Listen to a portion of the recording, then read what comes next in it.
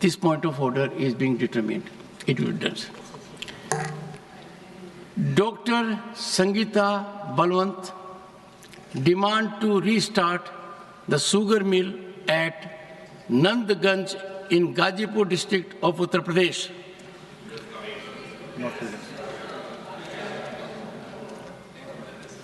Srimati J.B. Mather Hisham demand to bring down airfare from Gulf countries. Sir, I would like to bring it on record the organized loot by airlines specifically to Gulf countries. Sir, the June, July, August, September are the months of school holidays, and it's a holiday season. Sir, but it is not a holiday season, it is a horror season due to the exorbitant, exploitative and extortionist rate of prices by of the ticket fare by the airways. Sir, if you look at it, we call it organized loot because it is not just double, triple, quadruple, but the rate is increased by more than 5 times. And we call it an organized loot because if a laborer, poor laborer wants to travel from Gulf countries to India and back, ordinarily he has to pay rupees 8,000 to and fro, meaning 16,000. But now the present rate, the average rate for from Gulf country to Kerala or India is 46,000, which means for him it would be close to 1 lakh. How will that poor laborer pay, sir? Now if a middle class family of 4 wants to travel, they have to pay ordinarily, they have to pay around 36,000. Now it would come up to 3,64,000, sir. This is the rate of which how there's a hole being burned in the pockets of the poor laborers and middle class in the Gulf who are toiling hard to bring in remittance to our country. So we call it an organized loot because the airlines are very much invariably together coordinating the high fares, and they play a role together, they stand united in this aspect. So we call it an organized loot because the government says the standard reply of the market-driven and also the international air IATA decides it. Sir, by being the washing the hands, the government is actually being a partner in crime in this organized loot. So we call it an organized loot because we always say it is they who bring in the remittances, the foreign exchange to our country. So India has received US dollars 120 billion in the last 2023, and Kerala accounts 19% of it. So instead of, we call them as the backbone of our remittance economy, but actually we are breaking their backs. So I honestly request the central government, the Honorable Prime Minister, the Civil Aviation Minister to intervene and stop this organized loot. I urge the central government to negotiate for bilateral increase of seats and also to ensure the start of flight. Manya Srimati Darshana Singh, concern over death of children due to fall in open borewell. धन्यवाद माननीय उपसभापति महोदय, आपने मुझे 0 our में बोलने का मौका दिया। मैं आज इस सदन में देश भर में खुले बोरवेल से आए दिन होने वाले घटनाओं को लेकर अपना विषय रखना चाहता हूँ। महोदय, मैं आपको अवगत कराना चाहती हूँ कि देश भर में खुले बोरवेल से आए दिन होने वाली घटनाएं काफ़ी चिंताजनक है। प्रायः देखने में आया है कि लोगों द्वारा खराब ट्यूबवेल को उखाड़कर अन्य स्थानों पर शिफ्ट कर दिया जाता है और ट्यूबवेल को शिफ्ट करने के उपरांत बोरवेल को खुला छोड़ दिया जाता है और उसमें मिट्टी भरकर समतल नहीं किया जाता। इस लापरवाही के कारण बोरवेल में बच्चों के गिरने की घटनाएं देश भर में अक्सर होती रहती हैं, जिससे जान माल का नुकसान होने के साथ साथ बहुत मुश्किलों का सामना करना पड़ता है। इसके लिए प्रदेशों की सरकार द्वारा भी समय समय पर खराब बोरवेल को बंद करके भूमि समतल करने के बारे में आदेश दिया जाता है, पर इसके बावजूद इसमें कोई खास परिवर्तन नहीं हुआ। आज से एक दशक पहले 2009 में सुप्रीम कोर्ट ने स्वतः संज्ञान लेते हुए बोरवेल में गिरकर होने वाली मौतों पर एक गाइडलाइन जारी की थी, परंतु एक दशक के अंतराल के बाद भी प्रदेश सरकारों ने सुप्रीम कोर्ट की गाइडलाइन का पालन नहीं किया, जिसकी वजह से बोरवेल में गिरकर बच्चों की मौत होती रही। अतः महोदय, मैं आपके माध्यम से अनुरोध करना चाहती हूं कि देश भर में खराब पड़े खुले बोरवेल को बंद करने के लिए समुचित कदम उठाने की अत्यंत आवश्यकता है, जिससे लापरवाही के कारण बच्चों के बोरवेल में गिरने की घटनाओं को रोका जा सके। धन्यवाद। धन्यवाद दर्शना जी। माननीय Shri Sanjay Singh ji, concern over costly treatment of cancer in the country. धन्यवाद मान्यवर, आपने एक बहुत ही महत्वपूर्ण विषय पे मुझे अपनी बात कहने का मौका दिया।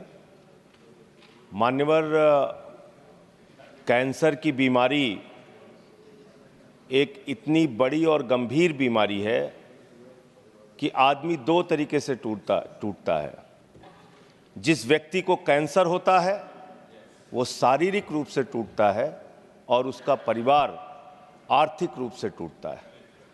और इसके जो आंकड़े हैं मान्यवर, वो बहुत ही चौंकाने वाले हैं। जितनी तेजी के साथ हिंदुस्तान में कैंसर की बीमारी बढ़ रही है, उस पर हम सबको, पूरे सदन को और सरकार को चिंता करने की और कदम उठाने की आवश्यकता है।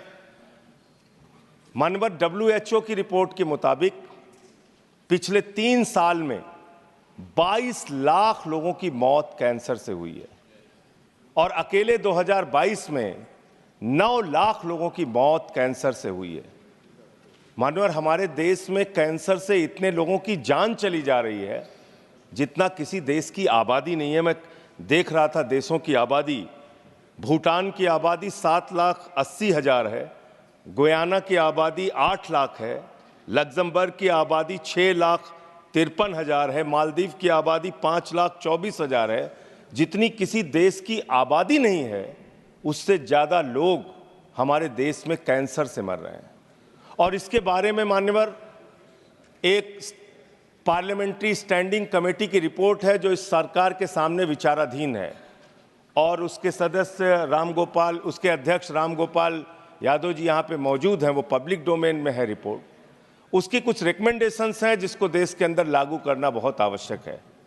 वो रिपोर्ट साफ तौर पे ये कहती है कि इस देश के अंदर 25% लोगों को प्राइवेट हॉस्पिटल्स में फ्री इलाज कराने की व्यवस्था की जाए। सरकार के द्वारा ऐसा कानून बनाया जाए कि 25% फ्री इलाज कैंसर के मरीजों को प्राइवेट हॉस्पिटल्स के अंदर मिले।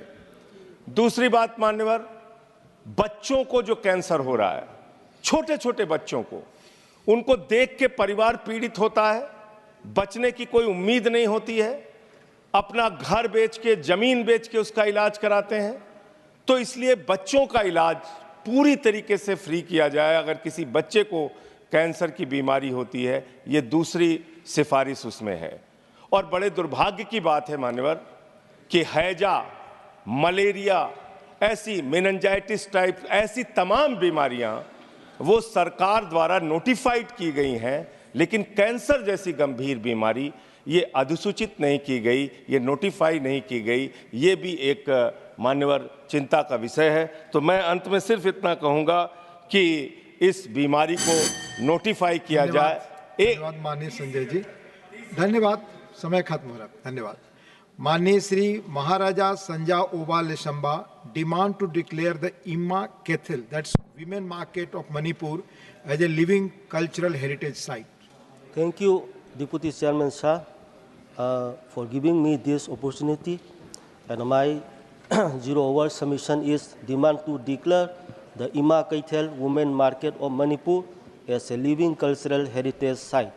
Sir, the Ima Kaithel in Manipuri, Ima means mother and the Kaithel means market, that is mother's market, also popularly known as the Khwainambal Ima Kaithel. Situated at the heart of Imphal city, Manipur is one of the oldest women markets in Asia, run only by women folk, and no male traders are allowed to open stalls or shop there. It has a very long mythological story about its establishment. It is not only a commercial hub but it also occupies as a vital socio-economic space in the history of Manipur. Sir, the two women uprisings of Manipur, known as the Nupilan of 1904 and 1939, against the British colonial rules, were initiated, organized by the women leaders of this market. This market is a unique symbol of women economic empowerment, and it may be described as a great example of Nari Shakti. Because of its unique nature, its historical significance, and its value of women empowerment, I urge upon the Union government to declare the Ima Kaithel or Khwairambal Ima Kaithel as a living cultural heritage site under Article 51A and to preserve it as a place of historic interest and national importance under Article 49 of Indian Constitution. Thank you, sir. धन्यवाद माननीय लिशंबा जी. माननीय doctor V Sivadasan need to address the issues faced by journalists and media professionals. Respected Chair, the history of our world teaches us that journalism is the integral part of the liberation movement. The world renowned personalities like Gandhiji, Bhagat Singh, Karl Marx, and Lenin used media as a tool for struggle. Many of freedom fighters were active in journalism. I am sorry to say that India, the land of Periyar, Ambedkar, and Rabindranath Tagore, is in the 159th position out of 180 countries in press freedom index. The journalists are facing police cases including UAPA, arrest and imprisonment. The journalists like Prabir Purkayastha and Siddiq Kapan were in jail because they were speaking truth to power. In India, in the last 10 years, more than 100 journalists were killed in different places, including the noted editor and writer Gauri Lankesh. The communal fanatics targeted journalists who are standing with the people. The journalists who are trying to expose the anti-people policies of the government, the rulers are targeted by the forces. Working journalists are one of the most exploited groups in India. Thousands of brilliant youngsters are working in media, but the government is not ready to protect them. The government is not taking initiative proper wage to the journalists. After the implementation of neoliberal economic policy, the number of permanent employees have been reduced. The journalists have no social security. There are no proper welfare and pension schemes. Sir, Madhichia Commission was appointed to study the issues of journalists, and it has suggested a minimum wage to the media persons. But till now, the majority of the journalists are not getting the suggested salary. Sir, the government is not bothered about the journalists. The journalists are working most inhuman conditions. Basic amenities are not there. Human rights are violated in their workplaces. Sir, journalists have no proper work time. Legally, the working time is 8 hours per day, but they are working 14 to 17 hours. Sir, when the journalists are raising the issues of them, they are not getting the legal protection from the government. They are unable to form the associations as trade unions in their media institutions. Sir, at present, the real news and real journalists have been degraded. The journalists have been treated as column fillers between advertisement.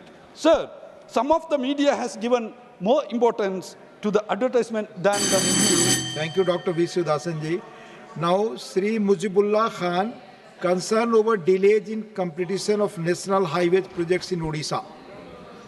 धन्यवाद उपसभापति महोदय. एक गंभीर विषय में सदन को अवगत कराने के लिए मुझे आपने मौका दिया. उड़ीसा के बारे में, खास करके नेशनल हाईवे के प्रोजेक्ट के बारे में कुछ मैं बोलना चाहता हूं.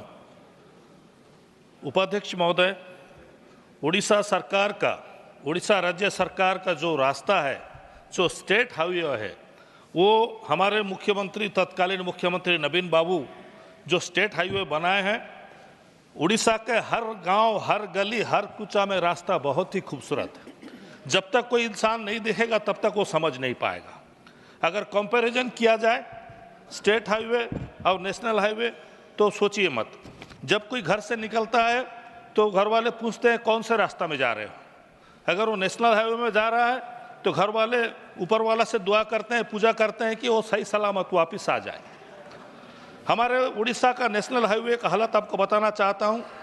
डुबरी चंडीखोल नेशनल हाईवे 53 4 लेन होने वाला है, वो कंप्लीट नहीं हुआ है।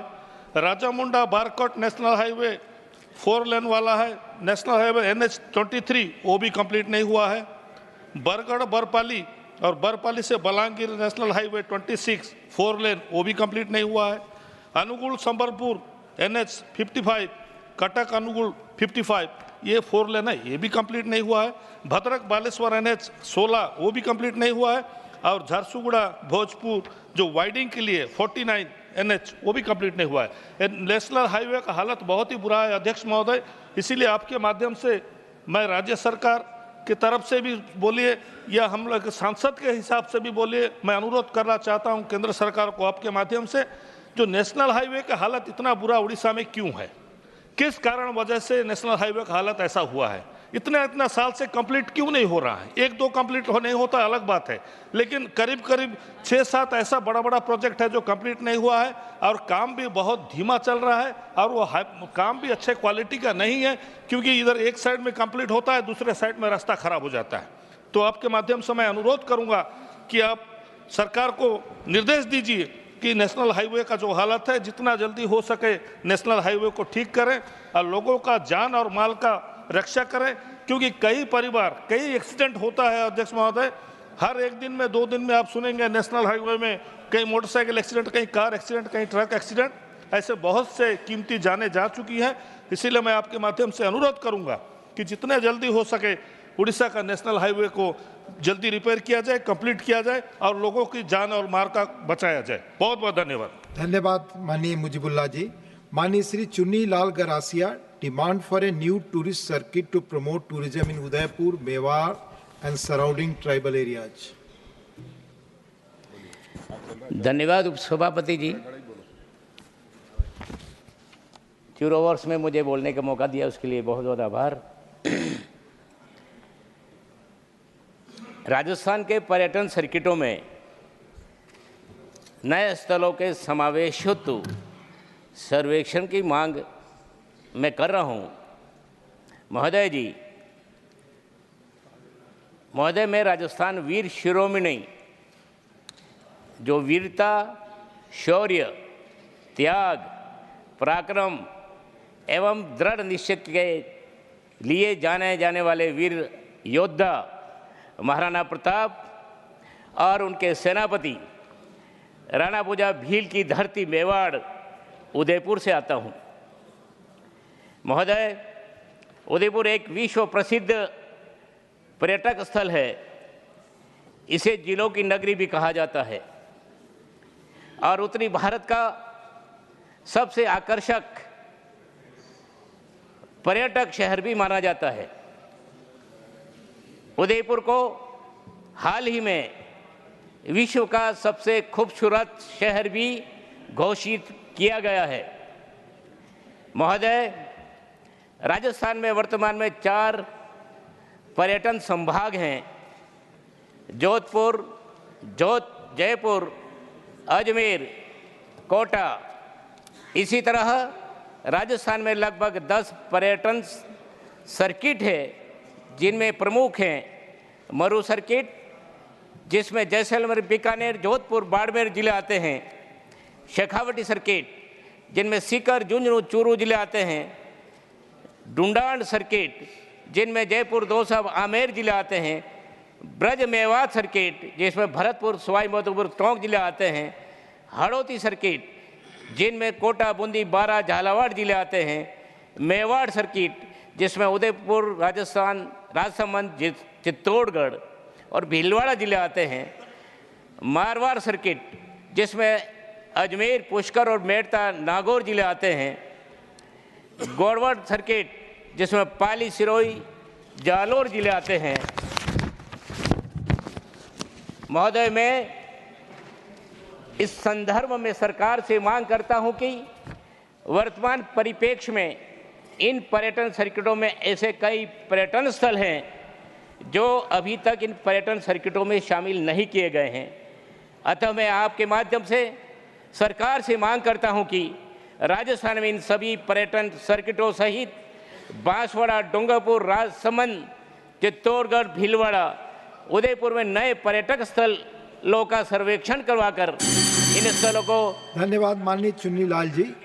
माननीय Shri Samik Bhattacharya, demand to check and curb the menace of fake Indian currency notes in the state of West Bengal.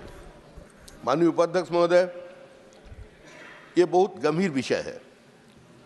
पिछले 2 दशकों से हिंदुस्तान में किसी भी जगह कोई फेक करेंसी पकड़ा गया, किसी आदमी को अरेस्ट कर लिया गया, तो उसका संबंध सीधा कालिया चौक, मालदा का साथ जुड़े हुए होते हैं। Sir, I do authenticate. Sir, reserve bank का रिपोर्ट है, जो सारे हिंदुस्तान में जितना सारे फेक करेंसीज है उसमें 20% coming from West Bengal. Sir, we are living a border district, we have a 2200 international border with Bangladesh. We are facing a silent demographic invasion. Not only that, entire demographic design of West Bengal in the border areas have been totally changed. Cross talking आपस में बात ना करें।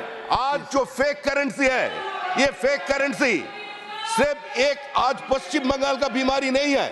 हिंदुस्तान में बहुत जगह में fake currency जो चल रहे हैं, इसी का कारण आज पश्चिम बंगाल का माइग्रेंट लेबर भी खतरे में आ गए हैं। नहीं जा रही, आप बैठ जाएं। Our democracy, our economy, our integrity, our internal security is under threat. Sir, गंभीरता से इस विषय को विचार करना चाहिए। मालदा, मुर्शिदाबाद और नोदिया, ये 3 जेलों में और नया शुरू हुआ बारासत बोलकर एक जगह है उत्तर 24 Pargana. Not only fake currency, sir, fake Aadhaar card, fake pan card.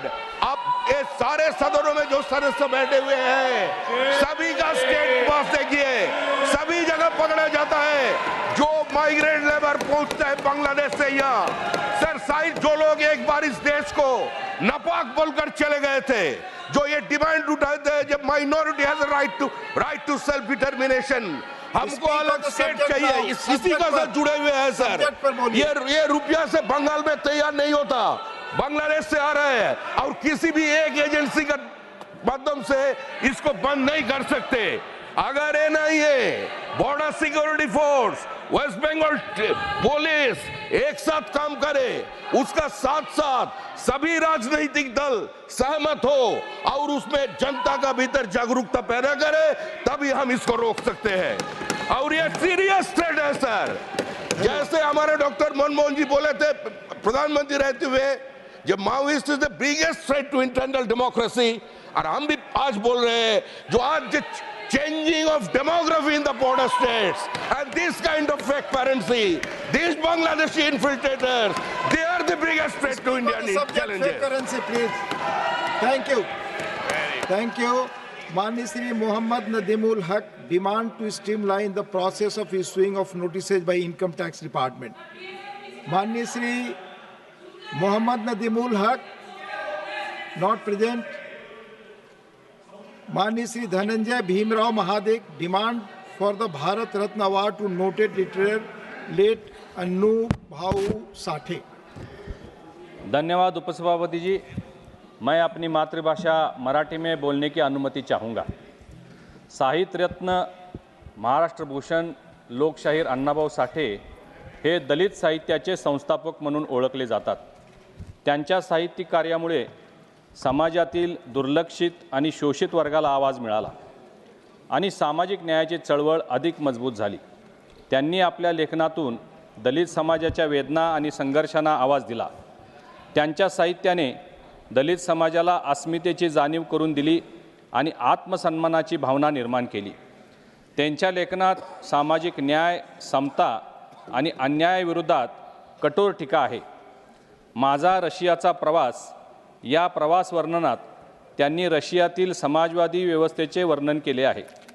तर चित्रा कादंबरीत महिलांच्या सशक्तीकरणाचा विषय हाताळला आहे. त्यांच्या लेखनात बालविवाह विरोध, हुंडा प्रथा बंदी, अंधश्रद्धा अशा समाजातील अन्याय, जातीय भेदभाव आणि श्रमिकांच्या संघर्षाचे प्रतिबिंब आढळते. त्यांनी 35 कादंबऱ्या, 10 लोकनाट्ये, 24 लघुकथा, 10 पोवाडे, 1 नाटक आणि 1 प्रवास वर्णन लिहिले आहे. त्यांच्या फकीरा कादंबरीला राज्य पुरस्कार मिळाला होता. अण्णाभाऊ साठे यांच्या साहित्याने भारतीय साहित्यावर आणि समाजावर मोठा प्रभाव टाकला आहे. त्यांच्या लेखनाने अनेक लेखक आणि विचारवंतांना प्रेरित केले आहे. त्यांच्या साहित्याचे अनुवाद रशियन, चेक, पोलिश आणि जर्मन भाषेमध्ये झाले आहेत. शाहू फुले आंबेडकर यांच्या विचाराने प्रेरित होऊन महिला, दलित, शोषित, पीडित यांच्या उद्धारासाठी त्यांनी अथक प्रयत्न केले आहेत. अण्णाभाऊ साठे यांचे साहित्य हे केवळ साहित्यिक योगदान नसून सामाजिक परिवर्तनाचे माध्यम आहे. त्यामुळे आपल्या माध्यमातून मी केंद्र सरकारकडे विनंती करत आहे की साहित्यरत्न, महाराष्ट्र भूषण, लोकशाहीर अण्णाभाऊ साठे यांना भारतातील सर्वोच्च नागरी सन्मान भारतरत्न पुरस्कार देण्यात यावा. धन्यवाद. थैंक यू माननीय धनंजय भीमराव जी. माननीय Shri Birjlal ji, demand to name a road in Delhi after Lakhi Shah Banjara. बहुत बहुत धन्यवाद उपसभापति महोदय. मैं दिल्ली में किसी सड़क का नाम लखी शाह बंजारा उर्फ लाखा बंजारा के नाम पर रखने के लिए खड़ा हुआ. महोदय, लखी शाह बंजारा 17वीं शताब्दी के सबसे बड़े ट्रांसपोर्टर थे. उनके पास 1 लाख से ज़्यादा बैल थे जिससे वे ट्रांसपोर्ट का काम करते थे. 1675 में वह रायसीना हिल में कैंप कर रहे थे. उसी दौरान 1675 में गुरु तेग बहादुर जी आनंदपुर साहिब में थे और वहाँ पर पंडित कृपाराम कश्मीरी ब्राह्मण थे. उनका जत्था या उनका महाराज जी बचाइए औरंगजेब हम लोगों को इस्लाम स्वीकार करने के बाध्य कर रहा है. वो वही पीरियड है जब हिंदुओं के इस्लाम स्वीकार करने की अभियान चलाया जा रहा था. उसी दौरान मेरे पुरखे, हम लोग कोरी और कोली समाज के हैं, कपड़ा बुनना हमारा काम था. उस समय औरंगजेब ने कहा या तो इस्लाम स्वीकार करो या पैसा छोड़ो.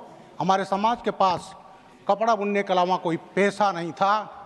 जो कन्वर्ट हो गए वो जुलाहे कहलाए, उसके बाद अंसारी कहलाए जाते हैं. आज पूर्वी उत्तर प्रदेश में गोरखपुर, मऊ, आजमगढ़, बनारस, ये जो आज अंसारी हैं वो हमारे समाज के हैं जिनको औरंगजेब ने कन्वर्ट किया. और हमारी बिरादरी जो हिंदू रह गई, उनके पास ना पैसा है और ना ही उनके पास खेती है. अब मैं आता हूँ लाखा बंजारा पर. महोदय, उस समय पंडित कृपाराम जी आए, गुरु तेग बहादुर जी ने आश्वासन दिया कि मैं मदद करूँगा. उसके बाद गुरु अपने शिष्यों के साथ आगरा आ गए, गुड़ का ताल. वहाँ से औरंगजेब ने उठवा लिया, चांदनी चौक लाया गया, इस्लाम स्वीकार करने के लिए बाध्य किया गया. 9 नवंबर 1675 को उनके शिष्य मतीदास जी को आरे से चीर दिया गया. दूसरे दिन 10 नवंबर को उनके शिष्य सतीदास को रुई में लपेट करके जला दिया गया और भाई दयाल दास को हाथ पैर मार करके कड़ाह में डाल करके उबाल दिया गया. जब गुरु जी को टॉर्चर किया गया, बाध्य किया गया, जब वो तैयार नहीं हुए तो 24 नवंबर 1675 को उनका सिर कलम कर दिया गया. अब उसके बाद वो लोग लाश के साथ बेदबी करते थे. लाखा बंजारा अपने सैकड़ों बैलों के साथ हल्ला बोल दिए, उनकी बॉडी उठाया और ले जा करके अपना घर जो था उसमें रख करके आग लगा दिया. गुरु जी का क्रिमेशन किया. आज जहाँ सिर काटा गया वहाँ गुरुद्वारा शीशगंज है, जहाँ उन्होंने क्रिमेट किया वो है गुरुद्वारा रकाबगंज. महोदय, मेरा डिमांड है कि लाखा बंजारा वो हैं जिन्होंने सरोवर बनाए, उनका उसमें बहुत रोल है. मेरा कहना है कि यहाँ दिल्ली में तमाम विदेशी आक्रमणकारियों के नाम पर रोड हैं. एक रोड को उनके नाम हटा करके लाखा बंजारा का नाम रखा जाए, उनके नाम पर रोड किया जाए जिनका हिंदुत्व की रक्षा के लिए बहुत बड़ा योगदान है. धन्यवाद. माननीय Shri Sanjeev Arora ji, demand to address huge pendency of case before commissioner of income tax appeals. Thank you, Vice Chairman, sir, for giving me opportunity to speak on the appeals which are pending with Commissioners of Income Tax Appeals.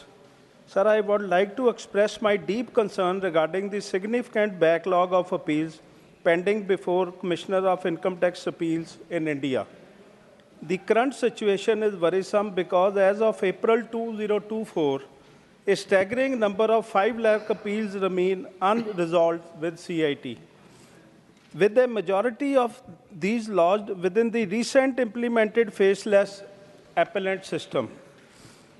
This immense backlog not only contradicts the commitment to timely decisions outlined in the Taxpayers' Charter, but also raises serious questions about equity and fairness within the tax system.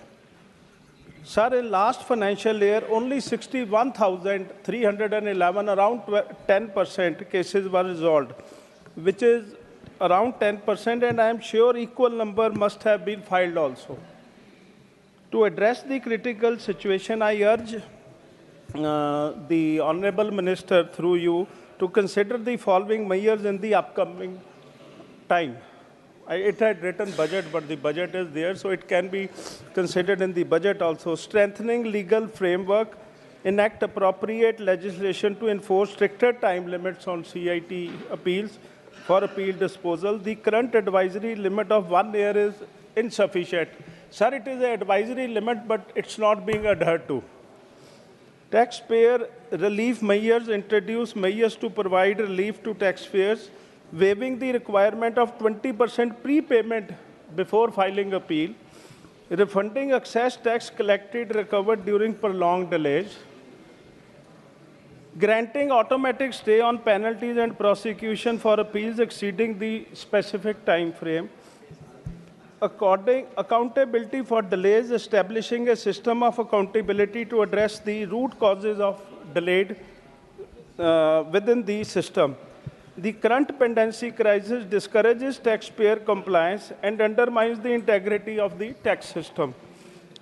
Taxing swift action through these proposed measures will ensure a more efficient, fair and transparent appellate system. Sir, through you, I urge the Honorable Minister to give these suggestions her thoughtful consideration. Thanks. Thank you, Mani Sanjeev Arora ji. Mani Sri Derek O'Brien, demand to reduce rate of GST on health and insurance policies. Sir, the demand is straightforward. Reduce 18% GST on medical and health insurance. Reduce it. In 3 minutes, let me make 4 quick points. This has been there, sir, since July 2007, and it has gone unnoticed. Why should we reduce it? We should reduce it because this is an issue which is burdening people, mainly the middle class. That's why it needs to be reduced. The high tax rate is a burden at 18%.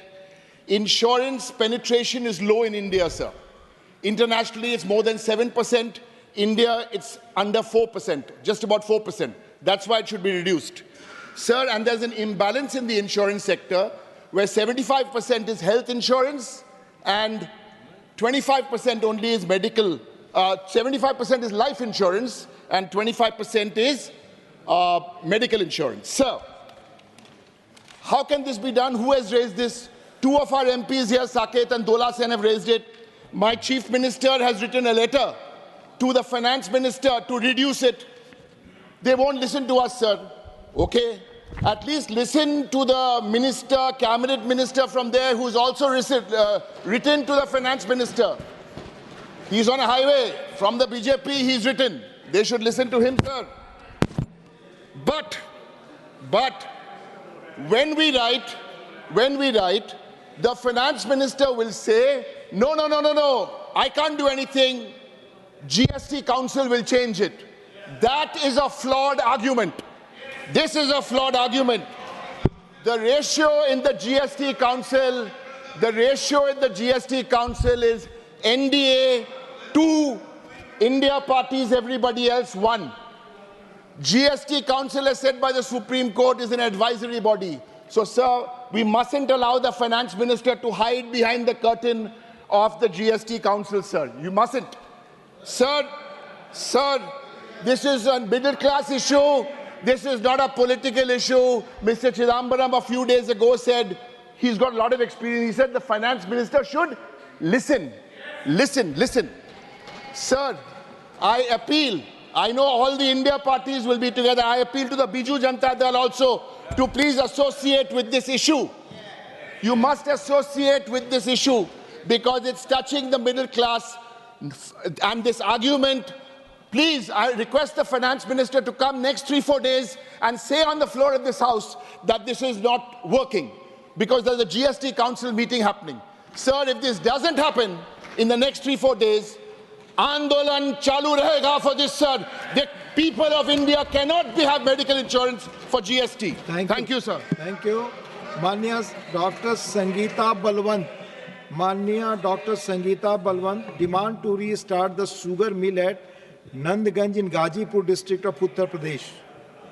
माननीय उपसभा महोदय जी, आपने मुझे एक गंभीर और लोक कल्याणकारी विषय पर बोलने का अवसर दिया।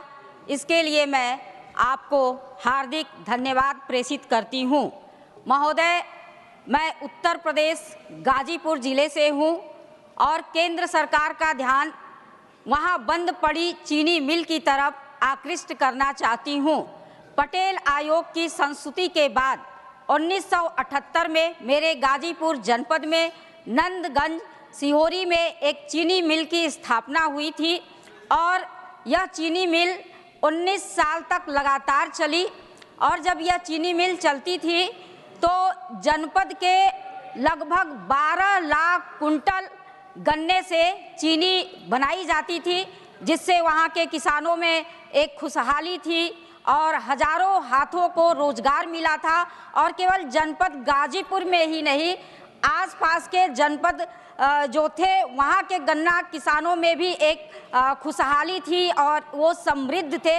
लेकिन 1997 आते आते यह चीनी मिल बंद पड़ गई और इस सदन के माध्यम से मैं केंद्र सरकार से आग्रह करना चाहती हूँ कि उत्तर प्रदेश गाजीपुर नंदगंज में बंद पड़ी चीनी मिल को पुनः स्थापित किया जाए या फिर वहाँ पर कोई ऐसा बड़ा उद्योग लगाया जाए जिससे उस जनपद का विकास हो सके, साथ ही हजारों हाथों को पुनः रोजगार मिल सके।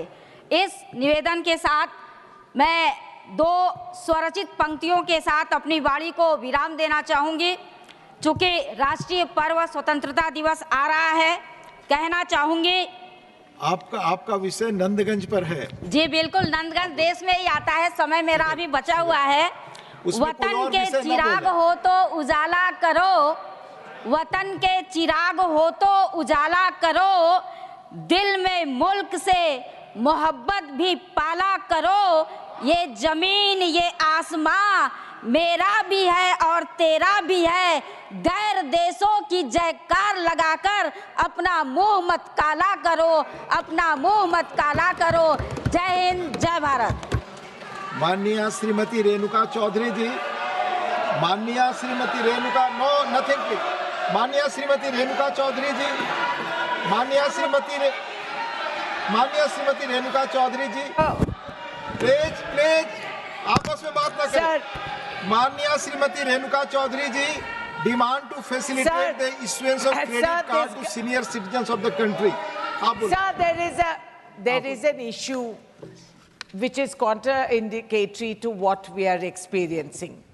The RBI has given guidelines to our banks saying anyone above 60 is not credit worthy, and so we cannot access a credit card, but they will use our money which is kept with them, the savings, and they make money on that, but they will issue a debit card. Now this is a bizarre concept, sir, because a credit card is not just about getting immediate credit, but it has several social implications and access under emergencies. 60 years plus is no really a liability because people, longevity has come to India. And unless we make sure that a senior citizen can book a flight ticket, hotel bookings, making transaction, online paying bills. Now, on the one hand, you want a digital cashless India. On the other hand, you will not give credit to people who are 60 years and above. I'm sure here a lot of my colleagues have got it because we are a privileged lot of people. But the average middle class citizen who has substantial savings in the bank, and the banks come to look at our face and say, are you alive? They want proof of living. They come home and check whether you're alive or dead while they're talking to you. And they tell you this is for proof of life. And after that, they don't give you a credit card. International banks, which do not have an upper age limit, which are functioning in India, are also submitted to the RBI guidelines here. So what they practice in their countries, they don't affect the seniors. But here, when international banks come and you bank with them, you have a limitation on the credit, and you will not get a credit card. So this kind of discriminatory behavior, and when you're trying to facilitate the elders, there are a lot of active, perfectly all right seniors who are functioning and contributing to the economies of this nation. And I think this kind of discriminatory attitude has to be removed at once, failing which we are going to have only debit card. Now, sir, India has flight of capital. We have written off unsecured loans. You have given away the commercial banks' unsecured loans to the tune of 21 lakh crore. This government has waived off selected corporates to the magnitude of 16 lakh crore. But they can't give a basic credit card facility to a law-abiding, tax-paying citizen. Multiple scams have happened, sir. The Punjab National Bank and State Bank of India have given unsecured loans to people. We are all aware that Mehul Choksi, Nirav Modi, Jatin Mehta, thousands and crores of rupees have fled from the... Thank you, Manya Renuka ji. Manya Shri Neeraj Dangi ji. बहुत धन्यवाद demand to माननीय उपसभापति महोदय elevated route in the section of Desuri Nal connecting Pali Jaisalmer and Jodhpur area. Thank you sir. Rajasthan के प्रमुख नगर उदयपुर को पाली जैसलमेर व जोधपुर क्षेत्र से जोड़ने वाले राष्ट्रीय राजमार्ग SH-16 का एक घाट सेक्शन हिस्सा जो राजसमंद जिले के गढ़बोड़ से देसूरी के मध्य स्थित है, लगभग 8 किलोमीटर के इस घाट सेक्शन को देसूरी की नाल के नाम से भी जाना जाता है। यह मार्ग राजस्थान के महत्वपूर्ण व्यवसाय मार्बल ग्रेनाइट के प्रमुख नगरों उदयपुर व राजसमंद से पाली, जोधपुर, जालोर, सिरोही, भीनमाल, सांचौर व माउंट आबू तक जाने का मुख्य मार्ग है, जो कम दूरी व कम समय में व्यापार को बढ़ावा देता है। एवं यह मार्ग गोमती, चारभुजा, देसूरी होकर आगे गंतव्य तक जाता है। इसके अतिरिक्त देसूरी की नाल उदयपुर को भारतीय सेना के अंतर्राष्ट्रीय बॉर्डर जैसलमेर से भी जोड़ता है। अतः इस मार्ग का इस्तेमाल भारतीय सेना के वाहन भी उदयपुर और जैसलमेर में आने जाने के लिए इसके मध्य इस्तेमाल करते हैं। देसूरी की नाल घाट सेक्शन ऐतिहासिक श्री राणकपुर मंदिर, श्री परशुराम महादेव मंदिर, श्री चारभुजा नाथ जी मंदिर एवं श्रीनाथ जी मंदिर, नाथद्वारा जैसे धार्मिक आस्था और अत्यंत मान्यता वाले स्थानों को भी जोड़ता है। हल्दी घाटी, जहां महाराणा प्रताप ने अपनी ताकत का लोहा मनवाया था, वहीं हल्दी घाटी युद्ध हुआ था एवं यह प्रसिद्ध स्थल हल्दी घाटी भी इसी स्थान पर, इसी क्षेत्र में मौजूद है।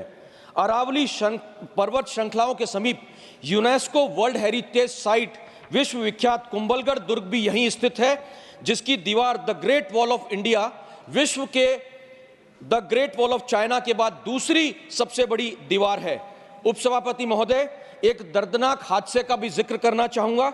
देश ही नहीं अपितु पूरे विश्व का सबसे बड़ा हादसा देसूरी दुखांतिका इसी स्थान पर दिनांक 7 सितंबर 2007 को हुआ था, जिसमें मौके पर ही 108 लोगों की मौत हो गई थी। वहीं भारतीय सेना के वाहनों सहित हादसों का अनुमान अगर लगाया जाए तो प्रतिवर्ष यहां औसतन 100 से अधिक लोगों को हादसे में अपनी जान गंवानी पड़ती है। इन्हीं हादसों में मार्बल व अन्य सामान की क्षति होने से प्रतिवर्ष व्यापारियों को करोड़ों का नुकसान भी होता है। देसूरी चारभुजा के मध्य इस घाट सेक्शन में 12 खतरनाक S और L सेक्शन के मोड़ हैं और 5 सकड़ी पुलियाओं पर खतरनाक ढलान है, जिसमें वाहनों की सांस हाँफ जाती है और कभी वो चट्टानों से टकराते हैं तो कभी वो 40 फुट गहरी पास में जो खाई है उसमें गिरते हैं। देसूरी की नाल में 1952 से अब तक लगभग 1000 से भी ज़्यादा मौतें हो चुकी हैं। देसूरी की नाल में लगातार होती जनहानि के मद्देनज़र अगर वहाँ एलिवेटेड रोड बनाई जाती है तो वर्षों से चला आ रहा ये मौतों का सिलसिला समाप्त होगा एवं आसपास के क्षेत्र में आमजन और व्यापारियों को भी लाभ होगा। अतः सभापति महोदय, आपके माध्यम से भारत सरकार से आग्रह कि देसूरी नाल क्षेत्र में एलिवेटेड रोड बनाने पर गंभीरता से विचार हो। धन्यवाद। धन्यवाद डांगे जी। माननीय Shri Tiruchi Shivaji, honourable Tiruchi Shiva, demand for occupational safety measures and facility of insurance of for stunt artist of Indian film industry. Thank you, Deputy Chairman, sir. Sir, again a serious issue which has long been overlooked by everyone. In the vibrant film industry of India, there are some stunt actors. They display their indispensable efficiency and talents to bring thrilling action sequences on the screen, sir, but they are totally neglected. Recently in Tamil Nadu, a senior stunt actor who has an experience of 30 years has fallen down from the rostrum and had to end up face a fatal end, sir. Sir, it is all because of they called as a safety rope which snapped and it fell down. So maybe it's an isolated incident. But all the time, these very important stunt artists are financially and physically totally neglected. Despite their critical role as stunt artists, often work without the safety nets that other professionals take for granted. The absence of stringent safety standards on cinema sets leads to preventable accidents, leaving artists vulnerable to life-altering injuries. This jeopardizes their physical well-being and imposes a heavy financial burden on them and their families. It is imperative to implement comprehensive safety protocols on film sets, such as regular inspections, mandatory high-quality safety gear, and rigorous training for both artists and crew members. Government must collaborate with industry stakeholders to incentivize compliance and nudge them toward implementing and enforcing these standards effectively. Looking at global standards, film industries have detailed safety guidelines and dedicated unions for stunt performers. India should adopt similar measures, including the establishment of a stunt artist safety board to oversee compliance with safety regulations and advocate for artists' rights.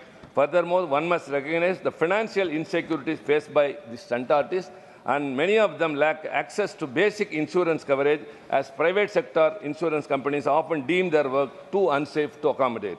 So the government should come forward that the security under public sector insurance schemes so that they receive adequate compensation and medical care for work-related injuries, sir. And very important, the stunt artist safety board has to be constituted. Thank you very much. Thank you, Honorable Tiruchi ji. Honorable Sri Bikramjit Singh Sahni, Honorable Sri Bikramjit Singh Sahni, not present. Manya Srimati Mahua Majhi, need to conduct archaeological exploration located in the state of Jharkhand. Thank you, Honorable Deputy Chairman Sir. हमारे झारखंड में एक ऐसा प्राचीन इलाका है जिसका archaeological और geological महत्व है, जिसके बारे में दुनिया के अत्यंत प्रतिष्ठित journal proceedings of the national academy of science में कई वर्षों के रिसर्च के बाद इस बात को सत्यापित किया गया है कि झारखंड का सिंहभूम क्षेत्र समुद्र से बाहर आने वाला दुनिया का पहला ज़मीनी हिस्सा है। इससे पहले ज़मीन का अस्तित्व समुद्र के अंदर था। धरती के 50 किलोमीटर भीतर ज्वालामुखी विस्फोट के कारण सिंहभूम क्षेत्र समुद्र से बाहर आया था और ये पहला इलाका है। पोलैंड से एक स्टडी रिपोर्ट आया था कि दुनिया का पहला सुनामी झारखंड में आया था। रांची यूनिवर्सिटी के जियोलॉजी डिपार्टमेंट से इसकी पुष्टि हेतु दिल्ली से संपर्क भी किया गया था। उस समय हजारीबाग के मांडू थाना अंतर्गत दूधी नाला नदी में डायनासोर युग के पहले के अवशेष मिले हैं, हिमयुग के अवशेष मिले हैं, करोड़ों साल पहले के पुरातात्विक अवशेष मिले हैं। रांची यूनिवर्सिटी के जियोलॉजी डिपार्टमेंट के प्रोफेसर स्टूडेंट्स को फील्ड ट्रिप करवाने हर साल यहां ले जाते हैं, मगर फंड के अभाव में छोटी मोटी स्टडी ही कर पाते हैं। सिंहभूम तथा हजारीबाग क्षेत्र में ढेर सारी आश्चर्यजनक पुरातात्विक महत्व की चीज़ें बिखरी पड़ी हैं सर, जिनकी व्यापक खुदाई तथा खोज की आवश्यकता है। केंद्र सरकार को बड़ा बजट बनाकर इस क्षेत्र में जियोलॉजिकल तथा आर्कियोलॉजिकल सर्वे कराना चाहिए। इससे जियो टूरिज्म को भी बढ़ावा मिलेगा और पूरी दुनिया के रिसर्चर यहाँ आएंगे। Thank you sir. Thank you माननीय महुआ जी। माननीय श्री राघव चड्ढा जी, माननीय श्री राघव चड्ढा नॉट प्रेजेंट। माननीय श्री प्रदीप कुमार वर्मा, माननीय श्री प्रदीप कुमार वर्मा नॉट प्रेजेंट। माननीय doctor Sikandar Kumar, demand to abolish the practice of using colonial era titles in the working of judiciary. Thank you, sir, for giving me the opportunity to speak on a very important issue. Need to do away with the colonial era practice of referring to the judges of the Honorable Courts of Bharat, especially that of the Honorable High Courts of Bharat and the Honorable Supreme Court of Bharat as your Lordship, your Ladyship, or my Lords. Honorable Speaker, sir, the passing of Bharatiya Nyaya Sanhita, Bharatiya Nagrik Suraksha Sanhita, Bharatiya Suraksha Sanhita to replace the three colonial era criminal laws, namely the Indian Penal Code 1860, Code of Criminal Procedure 1973, the Indian Evidence Act 1872 being one of the many recent steps taken by the government to rightfully restructure the foundation of the judicial system of Bharat for the welfare of its people had given me hope and a renewed sense of purpose. Sir, be a part of the Indian legal system which in its language, color and delivery was never meant to serve justice to the people of this nation. In many years of practice, we too have become a part and victim of the same system. The language, mannerism and the code of conduct taught to the practitioner of law chips away at our very basic root, that is identity. When we are inducted into the legal profession, like many young people today, we are taught to address the honorable judges of the courts of India, especially the judges of the Honorable High Courts and Honorable Supreme Court as your Lordship, my Ladyship or my Lords. This colonial era practice is not proposed or mandated by law, but due to its customary nature, it is still followed till date and has done more harm than good to the esteem and identity of young practitioner of law, because in its use it proposes a separation of the ruled and ruler, and at the outset proposes or indicates no sense of justice. The Bar Council of India had taken a step in the right direction, wherein its rules as inserted in Chapter 3A on to address the court to Part 6 added in 2006. It is stated that consistent with the obligation of the bar to show a respectful attitude towards the court and bearing in mind. Question number 136.